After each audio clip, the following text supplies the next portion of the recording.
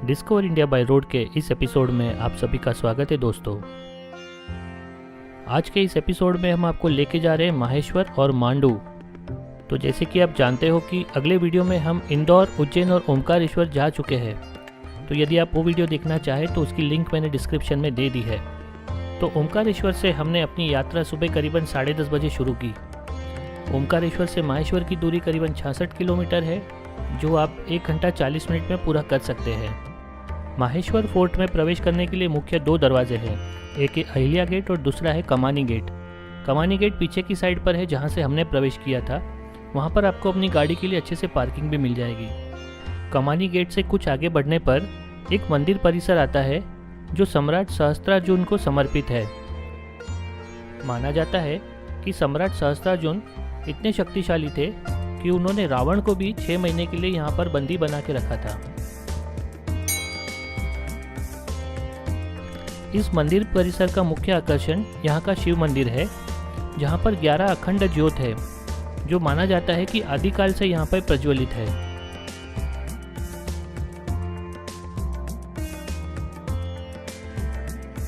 वहाँ से कुछ ही दूरी पर स्थित है माहेश्वर का किला। यहाँ का मुख्य आकर्षण अहिल्या शिव टेम्पल या जिसे अहिलेश्वर महादेव भी कहा जाता है, और तुको जी की छतरी और यहाँ का नर्मदा घाट।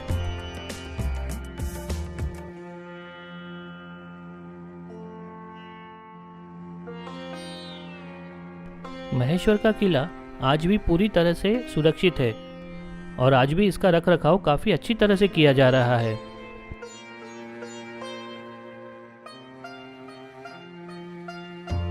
इस किले का सबसे मुख्य आकर्षण अहिलेश्वर महादेव मंदिर है। यह किले के बीचों बीच स्थित है। यहाँ पर आप शांतिपूर्वक शिवजी के दर्शन कर सकते हैं। माना जाता है कि अहिल्या देवी होलकर यहाँ पर प्रतिदिन शिवजी के दर्शन और आराधना करती थी। उसके अलावा जैसे हमने कहा कि यहाँ पे एक तुको जी की छतरी है, जो उनके पुत्र तुको जी होलकर की याद में बनाई गई है।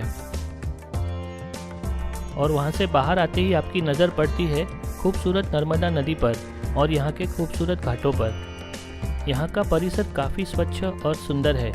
यहाँ पर आपका समय कैसे बीत जाएगा आपको पता ही नहीं चलेगा। वहीं पे बात करते करते पता चला कि ऊपर की तरफ एक राजवाड़ा है, जहाँ पर अहिल्याबाई होलकर की कुछ चीज़ें रखी हुई है। तो हम भी पहुँच गए राजवाड़ा में सब चीज़ों के दर्शनों के लिए। राजवाड़ा के बाहर ही अहिल्याबाई होलकर की एक विशाल प्रतिमा है, जिन्होंने हाथ में शिवलिंग पकड़ा हुआ है। जैसे ही आप यहाँ के मुख्य दरवाजे से अंदर प्रवेश करते हो, आपको सबसे पहले यहाँ का इतिहास लिखी हुई एक पाटी नज़र आती है, जिस पर आप इस जगह की ज़्यादा जानकारी ले सकते हो। और वहीं पर दीवार पर एक सुंदर चित्र है, जो शायद बहुत पुराने समय में बनाया हुआ था। और वहीं पे घूमते घूमते आपको यहाँ की पुरानी पालकी, हथियार, तलवार आदि इत्यादि चीज़ें मिलेगी। और वहीं पे पीछे की तरफ एक मंदिर गृह बना हुआ है, जहाँ पर अहिल्याबाई होलकर प्रतिदिन पूजा किया करती थी। होटल अहिल्या फोर्ट एक समय पर शासकों का निजी आवास रहने वाला यह स्थान आजकल एक हेरिटेज होटल के रूप में परिवर्तित हो गया है। राजवाड़ा से नीचे उतरते समय हमारे कानों में कुछ आवाज़ पड़ी। हमने देखा तो वहाँ पे कुछ बुनाई का काम चल रहा था। तो हमने वहाँ पे पूछा तो पता चला कि यहाँ पर माहेश्वर की सुप्रसिद्ध माहेश्वरी सिल्क साड़ियों का आउटलेट और फैक्ट्री है। तो जब हमने अंदर जाके पता किया तो पता चला कि यह जो फैक्ट्री है यह यहाँ के राजवंश द्वारा ही चलाई जाती है, और यहाँ की यह साड़ियाँ काफ़ी सुप्रसिद्ध है।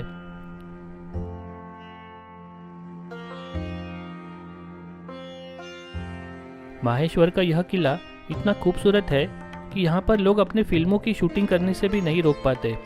यहाँ पर काफ़ी समय से बहुत सारे फिल्मों की शूटिंग हो चुकी है, और ख़ास में अभी तो यहाँ पर Manikarnika the queen of Jhansi, उसके बाद अक्षय कुमार द्वारा पैडमैन और सलमान खान की दबंग 3 की शूटिंग भी यहीं पर हुई थी दोस्तों।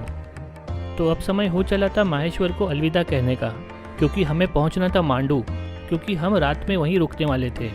और माहेश्वर से मांडू की दूरी है करीबन 40 किलोमीटर, लेकिन उसे पूरा करने में 1.5 से 2 घंटे लग सकते हैं, क्योंकि आगे जाके थोड़ा रास्ता घाट वाला है। शाम होते होते हम मांडू पहुँच गए थे। दरअसल हम यहाँ पर स्थित एक जैन मंदिर रुकने वाले थे, लेकिन वहाँ पर एक बड़ा सा ग्रुप आने की वजह से कोई भी रूम वहाँ पे बाकी नहीं था। तो उसी के सामने एक होटल रॉयल पैलेस था, वहाँ पर हमने हमारा रूम बुक किया। यहाँ पर हमें 1200 रुपये में एक रूम मिल गया था। अब अगला दिन हमें करना था मांडू दर्शन। तो हमने शुरुआत की यहाँ के मुख्य चौराहे से, जहाँ पर एक श्री राम मंदिर है जिसे चतुर्भुज श्री राम भी कहा जाता है, जो माना जाता है कि संसार में केवल एक ही ऐसा मंदिर है जहाँ पे श्री राम की 4 भुजाएं हैं। हम जब यहाँ पे घूम रहे थे तो पता चला कि मांडू में कई सारी जगह देखने के लिए है, लेकिन अगर ऐसे ही घूमेंगे तो कुछ पता नहीं चलेगा। तो हमें लोगों ने सजेस्ट किया कि आप एक गाइड कर ले। तो हमने हमारे साथ एक गाइड को रख लिया जिन्होंने हमें इस जगह की सविस्तृत जानकारी दे दी। तो चलिए अब सुनते हैं उन्हीं की जुबानी। सर, सामने जो बिल्डिंग आप देख रहे हैं इसका नाम है अशरफी महल। अशरफी मीन्स गोल्ड क्वाइन, सोने के सिक्के, सोने की मोहरें। लेकिन सर बिल्डिंग का नाम बाद में रखा अशरफी महल। वो बिल्डिंग परमार राजाओं के शासनकाल में संस्कृत यूनिवर्सिटी रहा है। बिल्डिंग के ऊपर में क्लासेस लगती थी, बिल्डिंग के नीचे में छोटे छोटे रूम्स बने, विद्यार्थियों को रहने के लिए हॉस्टल रहा है। बाद में मोहम्मद खिलजी ने पर्शियन कॉलेज बना दिया, उर्दू अरबी मदरसा। मोहम्मद खिलजी फर्स्ट और राणा कुंभा दोनों की फाइट होती है। मोहम्मद खिलजी मांडू माँ के केता में जीता, राणा कुंभा चित्तौड़ में जाके केता में जीता, लेकिन दोनों का फैसला होता नहीं। मोहम्मद खिलजी ने अशरफी महल को 7 मंजिल ऊंचा बनाया था, फतेह मीनार के रूप में, British tower 7 story. Rana Kumbha ने चित्तौड़ के अंदर, यानी कि मोहम्मद खिलजी हारा, राणा कुंभा जीता। जो झूठा था उसका 7 मंजिल बिल्डिंग टूट चुका है, जो सच्चा था उसका विजय समाज भी चित्तौड़ में मौजूद है, उसके स्तंभ के नाम से प्रसिद्ध है।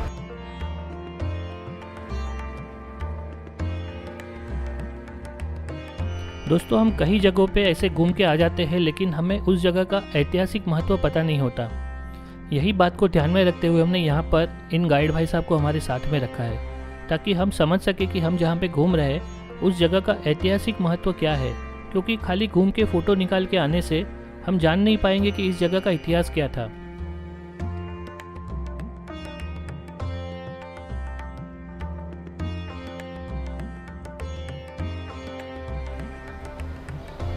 सर, जिस बिल्डिंग को आप लोग देख रहे हैं इसका नाम है जामी मस्जिद। एक्चुअली नाम बाद में रखा जामी मस्जिद। ये बिल्डिंग 8th सेंचुरी में 1200 साल पहले मालवे का हाई कोर्ट दरबार आम रहा है। आमने सामने जो देखना बालकनी लेडीज के लिए, सामने बना सिंहासन, राजा जम्बे की बैठक, ये बना चौका 5 मिनिस्टर की बैठक। ब्लैक जो आर्चेस देख रहे हैं राजा के दरबार में 9 रत्न होते हैं। इस बाजू में अष्टप्रधान जो लोग होते हैं सलाहकार। बाद में होशंग शाह गोरी ने अपने शासनकाल में हाईकोर्ट हटाने के बाद इसे मस्जिद के रूप में कन्वर्ट किया। वहाँ पर कुरान शरीफ रखी जाती थी, यहाँ से मौलवी अजान देता था।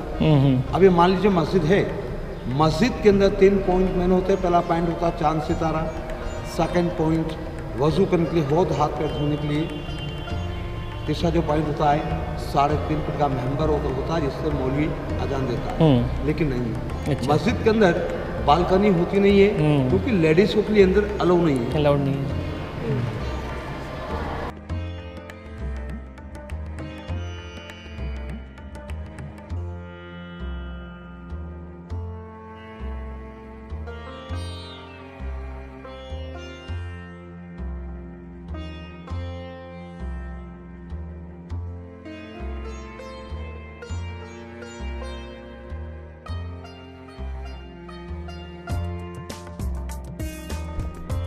दोस्तों, एक बात है, अगर आपको इस तरह की जगह घूमनी है तो आपको चलना बहुत पड़ेगा। अगर आप चल नहीं सकते हो तो इस तरह से जगह पे घूमने का कोई फ़ायदा नहीं होगा, क्योंकि जितना आप चलोगे उतना आप ज़्यादा जानोगे, और जितना आप ज़्यादा जानोगे उतना ही आपको घूमने में मज़ा आएगा।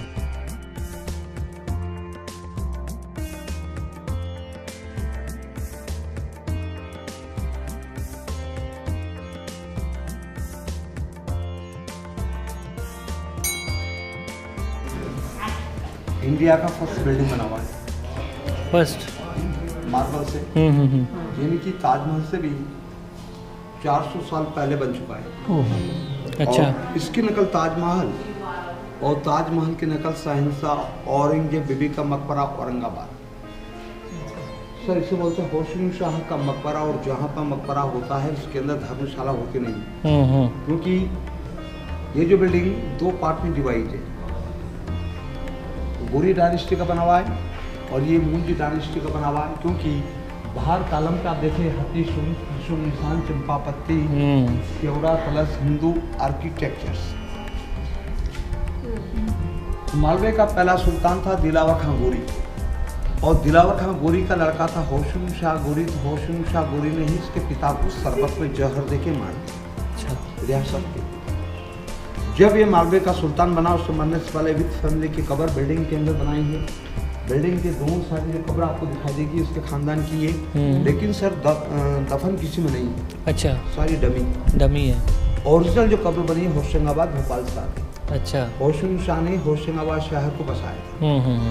मरने से पहले इसे बनाई कि होशंग शाह गोरी की, ताकि मैंने अपने बाप की कब्र को नहीं बनाई, हो सकता कि मेरी औलाद मेरी कब्र को नहीं बनाएगा, इसलिए जीते जी एडवांस में ही बना दिया। पूरा डोरमेट्री हाल है और विदाउट सपोर्ट, कोई सपोर्ट नहीं है। ये छोटे छोटे तार दिखाई देंगे दीपक जलाने के लिए।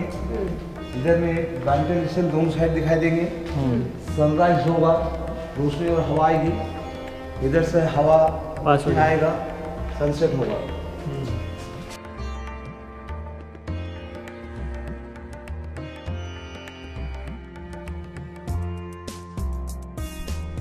वाकई में दोस्तों हमारे भारत का इतिहास इतना रोचक है कि अगर हमें उसे जानना है तो हमें हमारे घर से बाहर निकलना पड़ेगा और हमारे बच्चों को भी हमें क्लासरूम से निकालकर यहाँ पे दिखाना पड़ेगा।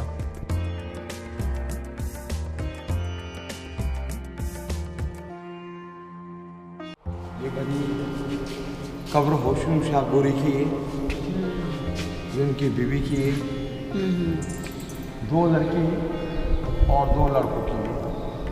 लेकिन जितने भी यहाँ पर कब्र बनी हुई है सारी डमी है। अब इसका आवाज़ साउंड सुनिए, करीब 5 सेकंड तक होगा।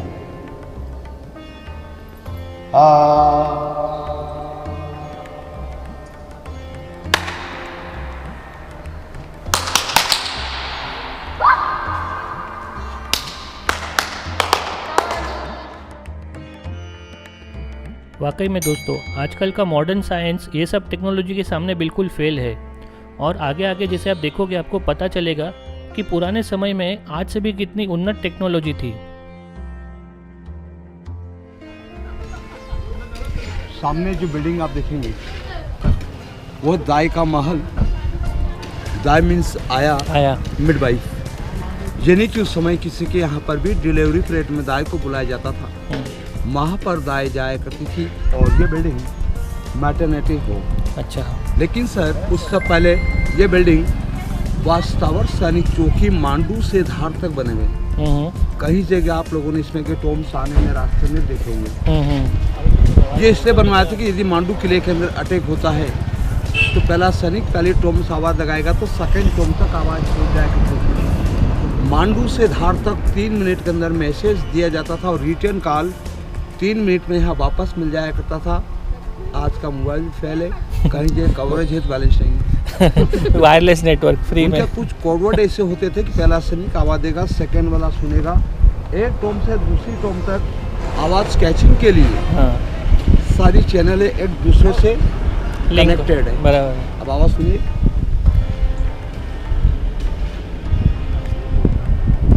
हेलो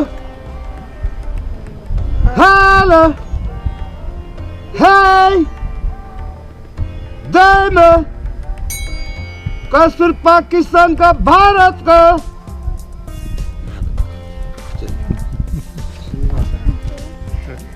हेलो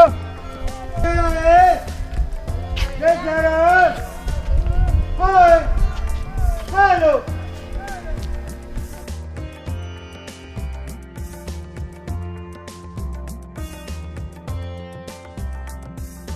तो दोस्तों अब हम आ चुके हैं रूपमती पवेलियन। यहाँ पे हम आपको बताने वाले हैं रानी रूपमती और बाज बहादुर की प्रेम कहानी के बारे में, तो बने रहिए हमारे साथ।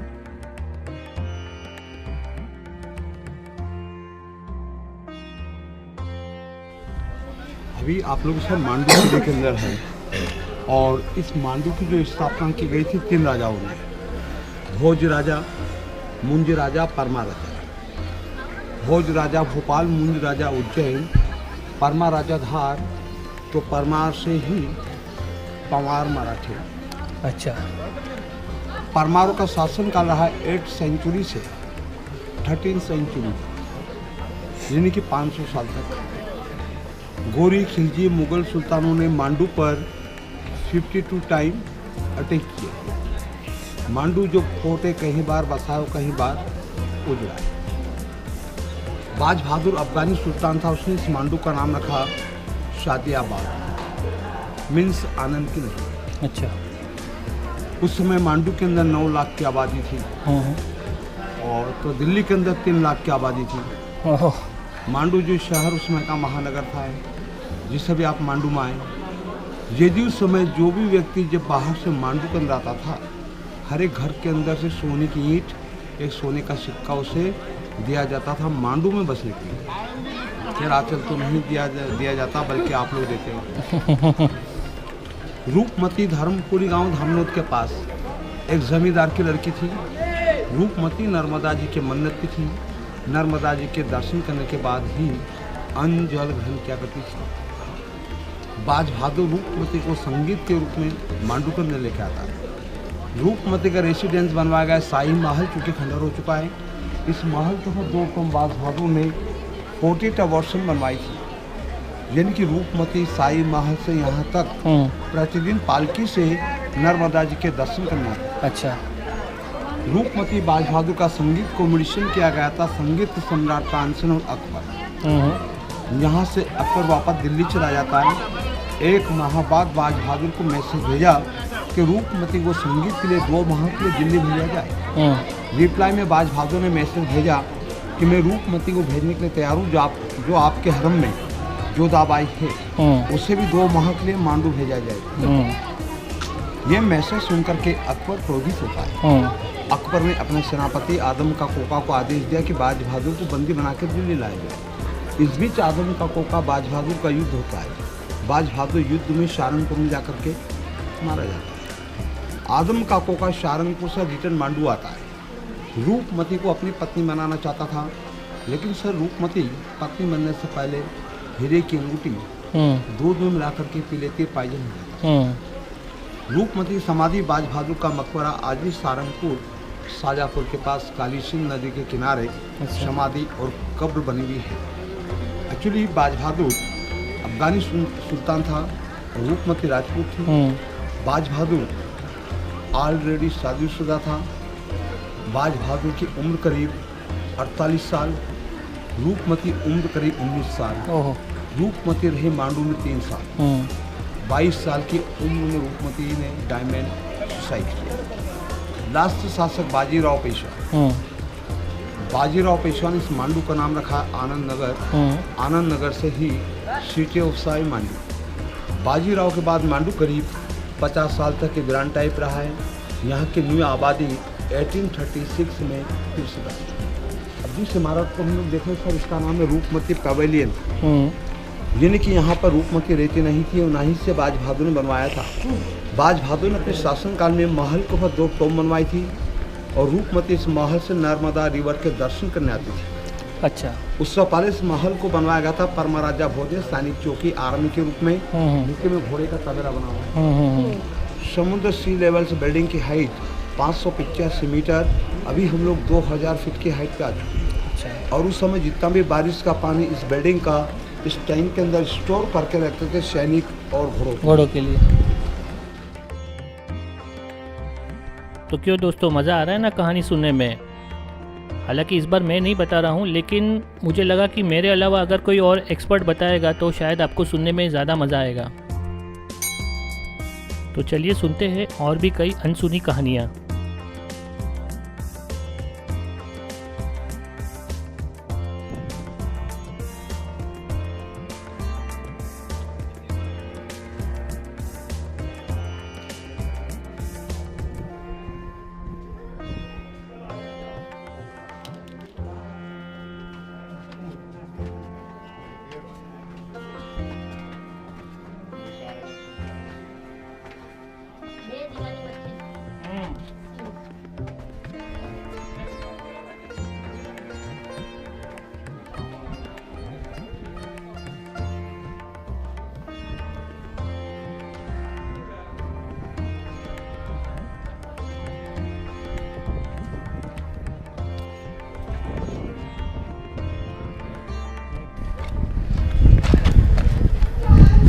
से जो रूपमती नर्मदा रिवर के दर्शन करने आती थी। लेक तो बहुत सारे दिखाई देंगे। बड़ा जो लेक आप देख रहे हैं इससे आगे में महेश्वर घाट के दर्शन होते हैं। अच्छा।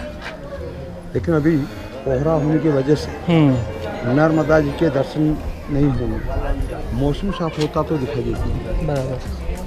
ये आप देखें किले की बाउंड्री वाल, इधर भी बहरी के सामने दिखाई देगी बाउंड्री वाल। हाँ। मांडू का फोर्ट एरिया 48 माइल 78 किलोमीटर के अंदर मांडू बसा हुआ है। ओह। यहाँ से मांडू एंड होता है मालवा एंड। बाउंड्री के इस बाजू में दक्षिण इमारत शुरू हो जाता है।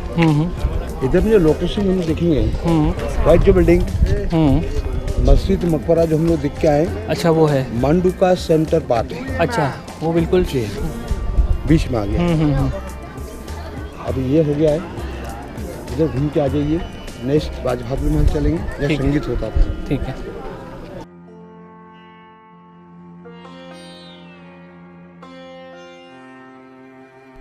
तो अब हम आ गए हैं बाज बहादुर के महल, यानी कि एक समय में यह बाज बहादुर का निवास स्थान हुआ करता था दोस्तों।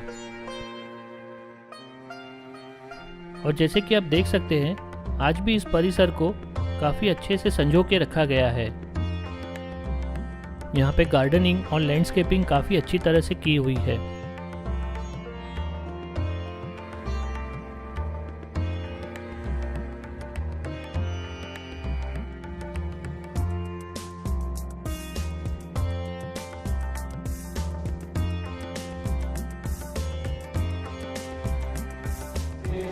दरवाजे के निशान दिखाई देंगे। हाँ। दरवाजे पर्दे होते थे, लकड़ी के दरवाजे थे निश्चित। विजय स्टोरेज भोजपुर राजस्थान का, इसकी मजबूती इसके अंदर से लोहे का जॉइंट क्लिक किया हुआ है। उस समय सीमेंट होती नहीं थी, इसके अंदर मसाला यूज़ करते थे चूना, मट्टी, गोंद, गुड़, उड़द की दाल, मधुमक्खी शहद, सरस और समुद्र की सीप।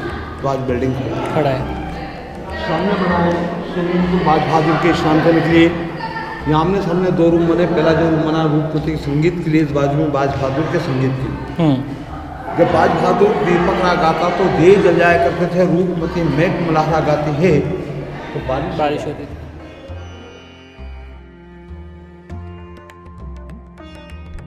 दोस्तों मानना पड़ेगा उस जमाने में भी इन लोगों की क्या शानो शौकत हुआ करती होगी।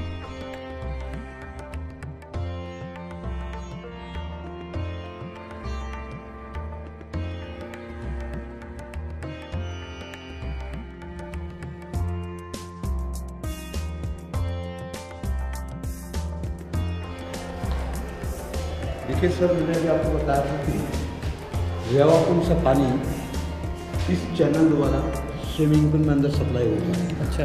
इसके अंदर एक और चैनल है। यदि अंदर स्विमिंग पूल भर जाएगा तो रिटर्न और फ्लो सिस्टम रेवाकुंड बाहर से लोगों को ये मालूम हो जाया करती थी कि अंदर स्विमिंग पूल भर चुका है। अच्छा। तो दोस्तों अब हम आ चुके हैं यहाँ के सबसे मुख्य आकर्षण, यानी कि जहाज़ महल। जी हाँ दोस्तों, जो दिखने में एक खड़े हुए जहाज़ की तरह दिखता है। तो चलिए अब जानते हैं इस जहाज़ महल के इतिहास और इस परिसर के इतिहास के बारे में।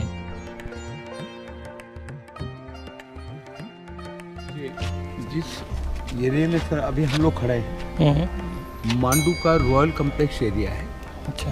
यानी कि उस समय जितने भी रूलर्स हुए उनका रहने का रेसिडेंस एरिया रहा है। ये बिल्डिंग तवेली महल 3 मंजिल बना है। पहली मंजिल में घोड़े का तबेला, दूसरी और तीसरी मंजिल में परमार राजाओं के रहने के लिए रेसिडेंस रहा है। अच्छा। वर्तमान में आप इस गेस्ट हाउस बीच में जो गैलरी बना है म्यूजियम है, अभी आप आते समय देखेंगे। ये जो कैनल्स देखेंगे गुरी डायनेस्टी में यहाँ इसे लाया गया था अफगानिस्तान से और इसके जरिए ही इन किलों को फतेह किया गया। अच्छा। इस बाजू में पानी का टैंक बना है। यहाँ पे पानी महल के ऊपर सप्लाई होता है। महल के ऊपर में स्विमिंग पूल बना हुआ है पर महाराजा भोज के लिए, नीचे मंजूरानी के लिए, इसकी डिज़ाइन लोटस के लिए। जहाज महल इसे बोलते हैं कि इस बाजू मुंज तालाब है, सामने की ओर कपूर तालाब है। कपूर एक जड़ी बूटी का नाम है। अच्छा। दोनों तालाब एक दूसरे से कनेक्टेड है। जब दोनों तालाब में उजानी टाइम में पानी होता है जब बिल्डिंग के ऊपर हम जाके देखेंगे ऐसा लगेगा कि आप लोग जहाज के अंदर है, लेकिन अभी पानी नहीं है सर। बाद में 1454 में सुल्तान गयासुद्दीन ने इस महल का नाम रखा रंग महल, और सुल्तान गयासुद्दीन ने उसके हरम में जो 1600 बैगम रखी थी। बिल्डिंग के ऊपर में प्लेटफॉर्म बना है। सर्दी के दिनों में दरबार ऊपर लगता था, गर्मी और बारिश के दिनों में दरबार महल के अंदर लगता था। उन बेगमों के स्नान करने के लिए तालाब के अंदर स्विमिंग पूल बनवाया था, सामने बना हुआ है। और जो बेगम तैरते हुए थक जाती है उसके विश्राम करने के लिए इस तालाब में छोटा सा प्लेटफॉर्म आपको दिखाई देगा।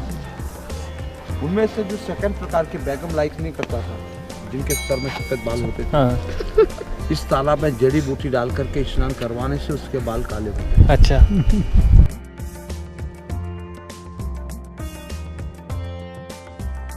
है ना कमाल की बात दोस्तों। कभी कभी तो हमें लगता है हम अपने देश को जानते ही नहीं, और ना ही जानते हमारे देश के इन महान शासकों के बारे में, जिनके पास इतनी उन्नत टेक्निक थी कि जो नीचे से ऊपर तक पानी पहुंचा देते थे, वो भी जब बिजली या मोटर का आविष्कार नहीं हुआ था। जितना जितना हम अपने देश को जानने की कोशिश कर रहे हैं, हम उतने ही आश्चर्यचकित होते जा रहे हैं।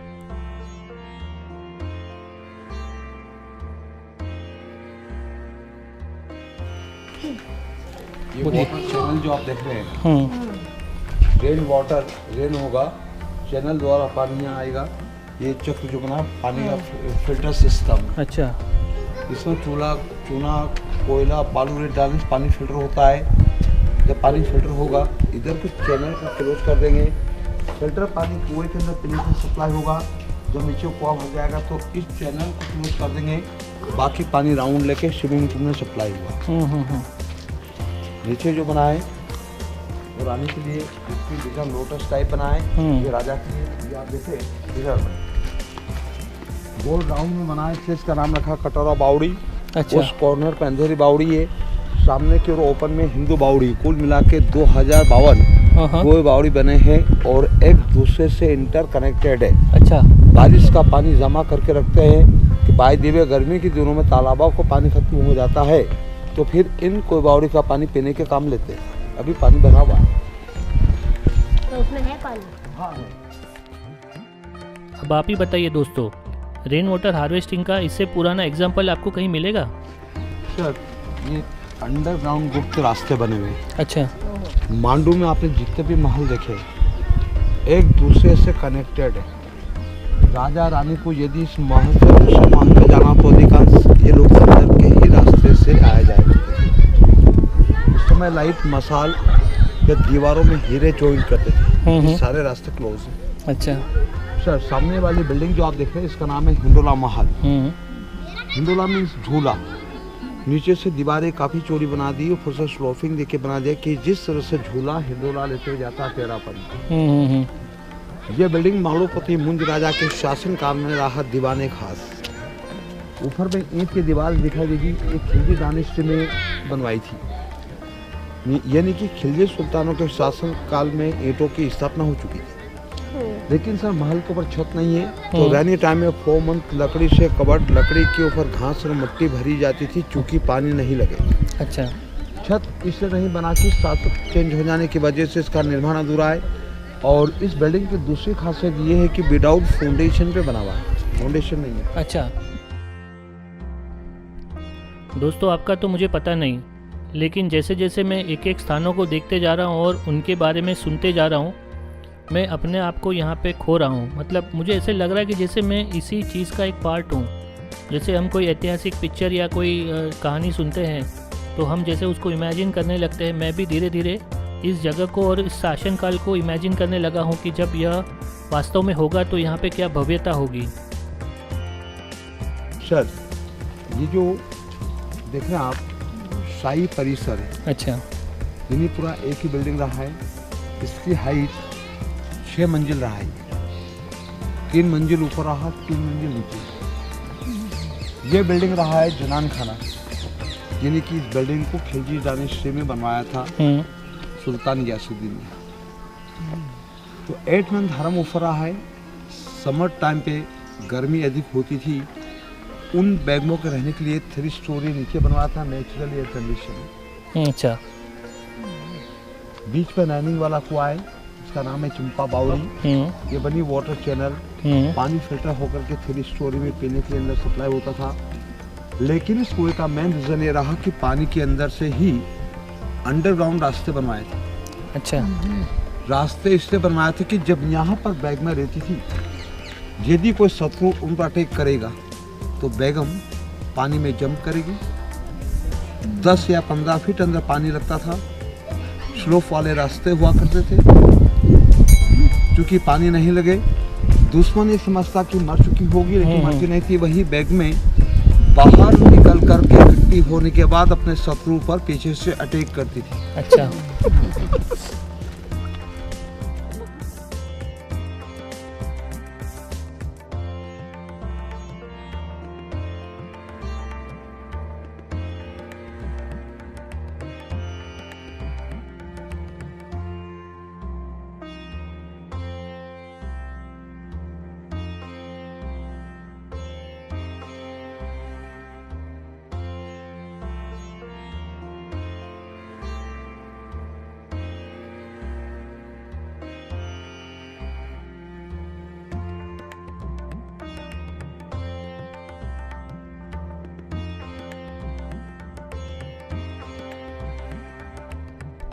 दोस्तों 3 मंजिल नीचे, वो भी उस समय में मैं वाकई में देखने के लिए काफ़ी एक्साइटेड था।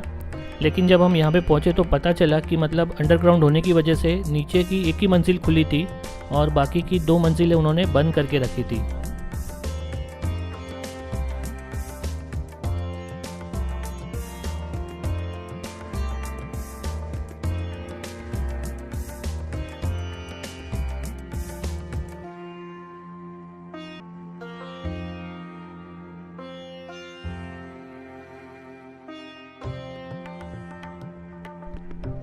उम्मीद है आप हमारे साथ चल चल के थक नहीं गए होंगे।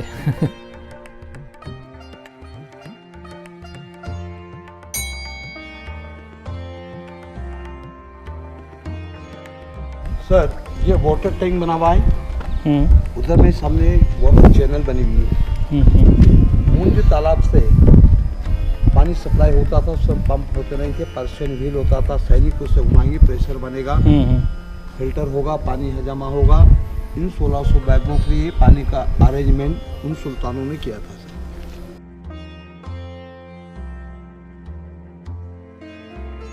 हमें यहाँ पर एक और बात पता चली हमारे गाइड द्वारा कि अगर आपको पूरा मांडू देखना है तो आपको 1 महीना भी कम पड़ेगा। आज हम लोग जो देख रहे हैं वह यहाँ का सिर्फ 10% है। अगर आपको यहाँ की सही में जानकारी चाहिए तो आप यहाँ पे 1 महीना रुकिए, क्योंकि हर चीज़ के बारे में समझाना एक ही इतने से छोटे से समय में काफ़ी मुश्किल है। फिर भी हम कोशिश कर रहे हैं आज के दिन में जितना हो सके उतना देखने की और आप तक पहुँचाने की।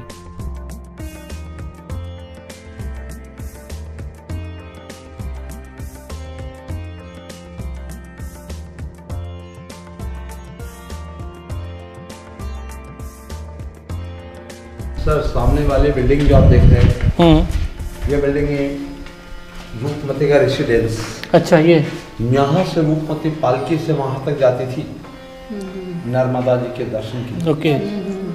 और जहाँ पर अभी हम लोग रहे, हमाम जो वर्ड होता पर्शियन हमाम, इस बाथरूम, ये बना चूल्हा, नीचे में लकड़ी जलाई जाती थी। हम मट्टी के बर्तन में पानी गर्म होता था। अच्छा। पानी गर्म होने के बाद एक गर्म पानी, एक ठंडा पानी, बनी वाटर चैनल, दासिया द्वारा पानी चैनल में डाले से बाथरूम के अंदर। यहाँ पर 2 बाथरूम है, बीच में पानी का टैंक, पानी स्टार्ट रखने के लिए ये ओवरफ्लो सिस्टम, हवा लाइट के लिए जिनके रूपमती का एयर कंडीशन बाथरूम। बराबर। बारिश तेज होगी, शावर का काम करती थी। सर्दी के दिनों में सर्दी होती है, पूरे बाथरूम को क्लोज कर दें। जब पानी बाहर होगा उसके भाप निकल करके इन छेद द्वारा भाप अंदर प्रवेश होती है, जिससे बाथरूम गर्म रहता है, जिससे कहा जाता है कि सोना बाथ या स्टीम बाथ। तो चलिए अभी आते हैं तवेली महल। तवेली महल में यहाँ पर एक संग्रहालय बना हुआ है, जहाँ पर एक्सकेवेशन यानी कि खुदाई के दौरान जो पुराने आर्टिफैक्ट्स मिले हैं वो यहाँ पे दर्शाए गए हैं। और आपको यहाँ की और भी कई जो शिलालेख है वो भी यहाँ पर देखने मिलेंगे।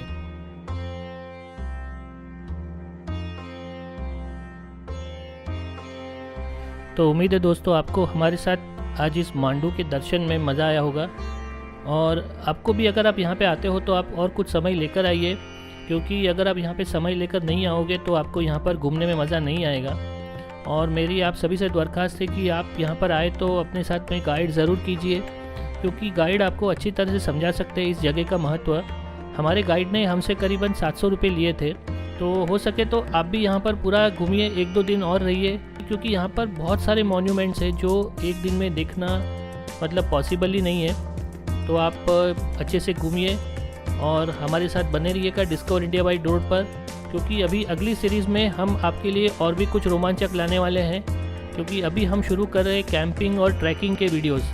जी हाँ दोस्तों, तो बने रहिएगा हमारे साथ डिस्कवर इंडिया बाई रोड पर। और यदि आपके इस ट्रिप के या और भी कोई सवाल हो तो आप हमें कमेंट करके पूछ सकते हो। और अगर यदि आपको हमारा काम पसंद आ रहा हो तो हमारी चैनल को सब्सक्राइब ज़रूर कीजिएगा दोस्तों। धन्यवाद।